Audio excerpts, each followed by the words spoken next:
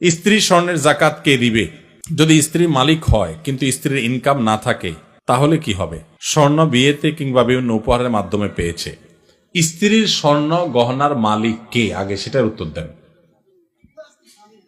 বইয়ের স্বর্ণের মালিক কে? কে বলতেছে? স্বামী। চাচা আপনি? আপনি চাচির সারা জীবন স্বর্ণ দিয়ে এই কাম করছেন? লা হাওলা ওয়ালা কুওয়াতা ইল্লা বিল্লাহ। এটা একটা কাজ করলেন চাচা? চাচির সব স্বর্ণ দিয়ে বলছেন মালিক আমি, মানে আপনি মালিক? চাচি যদি এটা শুনে ভাত তো আর জুটবে না কপালে বাবা। আচ্ছা আপনারা বলেন, বউয়ের স্বর্ণের মালিক কে? বউ নিজে। বুঝে উত্তর দিছেন? যারা বিয়ে করছেন, যাদের বউ আছে, এবার একটু মিলান, দাবির সাথে বাস্তবতায় মিলান। আপনারাই দাবি করছেন যে বউর স্বর্ণের মালিক সে, ঠিক আছে। এবার আমার উত্তর দেন, বউ যদি কালকে স্বর্ণ দোকানে যায়া তার স্বর্ণগুলা বিক্রি করে বলে আমি কটকটি খাবো, আপনি কিছু বলবেন না বলবেন না?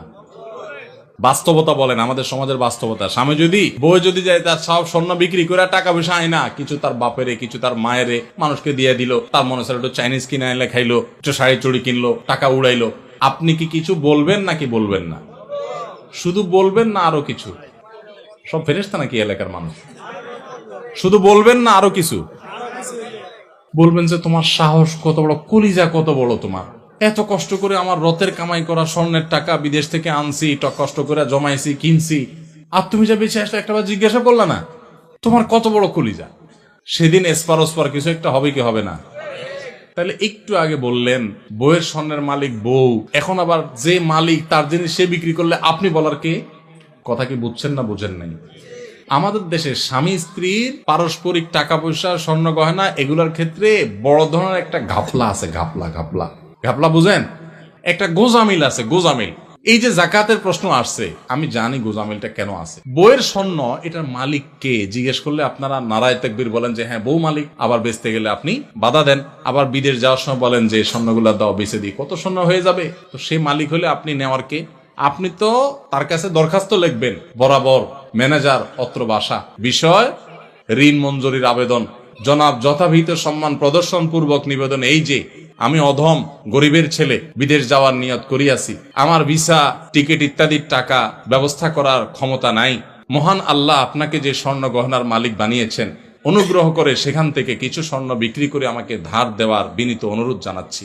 আমি যথাসময়ে আপনার ঋণ পরিশোধ করিব।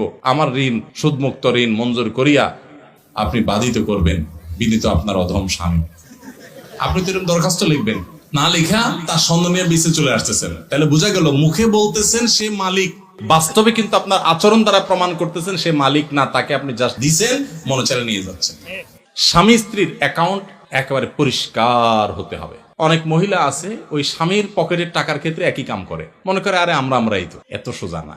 স্বামীর পকেট থেকে টাকা নেবেন, স্বামীর পারমিশন লাগবে, এটা তার, আপনার স্বর্ণ আপনার, তার টাকা তার। আমরা এই সমস্ত কথা উঠাইলে, স্বামী স্ত্রী যদি এই সমস্ত কথা উঠায়, স্ত্রীরাও বোকা কিসিমের, তারাও বুঝতে চায় না, বলে তুমি কি আলাদা করে দিচ্ছ আমাকে?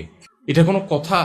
এগুলো আমার স্বর্ণ, আমি যা ইচ্ছা তা করবো, ওইগুলো তোমার টাকা, তুমি যে এত এত দূর দূর করলে কি স্বামী স্ত্রী থাকা যায় নাকি একসাথে?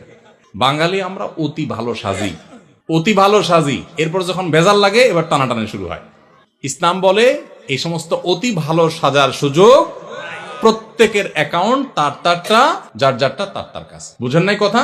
স্বামীকে আপনি মোহরের টাকা দিয়েছেন, এটা তার, তিনি যা ইচ্ছা তা করবেন। আপনাকেও চাইলে কিছু দিতে পারেন, ঠিক আছে মোহরের টাকা পাইছি, আমি বড়লোক হয়ে গেছি, তুমি গরিব মানুষ নাও, তোমারটা দিলাম, আল্লাহর রাস্তায় দিতে পারে। তো স্ত্রীদের স্বর্ণের যাকাত তারা দিবে যদি তারা মালিক হয়। আর যদি আপনি তারা ব্যবহার করতে দেন, অনেক বিদেশি প্রবাসী লোক আছে বিদেশ থেকে স্বর্ণ পাঠায়, বউরে দেয়। আসলে বউরে দেয় হলো ব্যবহার করার জন্য। বউরে কি দেয়? মালিক বানায় দেয় না। মালিক কিন্তু সে, মতলব খারাপ, বেঁচে ফেলবে, এই জন্য বউর কাছে দেয় শুধুমাত্র। তাহলে এক্ষেত্রে জাকাত স্বামী দিবে যদি মালিক স্ত্রীকে না বানায়। ক্লিয়ার যদি বলে দেয় এটা তোমাকে মানা দিছে, তুমি মালিক। হ্যাঁ অবশ্যই সে যদি এটাকে যত্রতত্র বিক্রি করে টাকা পয়সা নষ্ট করে, যেমনে সেমনে খরচ করে, স্বামী হিসাবে অবশ্যই তিনি তাকে পরামর্শ দিবেন। সেটা হবে হিতাকাঙ্ক্ষী সুলভ, সেটা খবরদারি সুলভ না যে তুমি এটা কাজ করলা, যেন তেন ভাবে করে ফেলছো, তোমারই তো জিনিস, তোমারই কাজে লাগতো, আর একটু ভালো কাজে লাগাইতা, আরো দাম বাড়তো তখন দাম পাইতা, আমার একটু জিজ্ঞেস করতা কোথায় একটু বেশি ভালো দাম পাওয়া যায়, ইত্যাদি ইত্যাদি। হিতাকাঙ্ক্ষী সুলভ আপনি সেখানে কথা বলতে পারেন, সেটা না করে আপনি করেন কি খবরদারি সুলভ। ঠিক না বেঠিক? এগুলা করা যাবে না। তাহলে স্ত্রীর গহনা জাকাত স্ত্রী দিবে। এখন প্রশ্ন হলো, স্ত্রীর গহনা জাকাত যে দিবে বেচারে টাকা পাবে কই? উত্তর হলো, মোহর দেন নাই নিশ্চয়ই। মোহর যদি দিতেন তাহলে মোহরের টাকা থেকে রেখা রেখা সে খরচ করতো, জাকাত দিতে পারতো। আবার মাসে মাসে বউরে একটু হাত খরচের টাকা তো দিবেন, সেটা থেকে সে দিতে পারে। আবার যদি সে তার ওই স্বর্ণ থেকে কিছু অংশ বিক্রি করে জাকাত দেয়, সেই সুযোগও আছে। আবার স্বামী যদি তার জাকাতটা দিয়ে দিতে চায়, সেই সুযোগও আছে। তবে তাকে বানায় বলতে হবে যে তোমার স্বর্ণের জাকাত আমি দিয়ে দিলাম, নিয়ত করে নিবে, সে জাকাত আদায় হয়ে যাবে।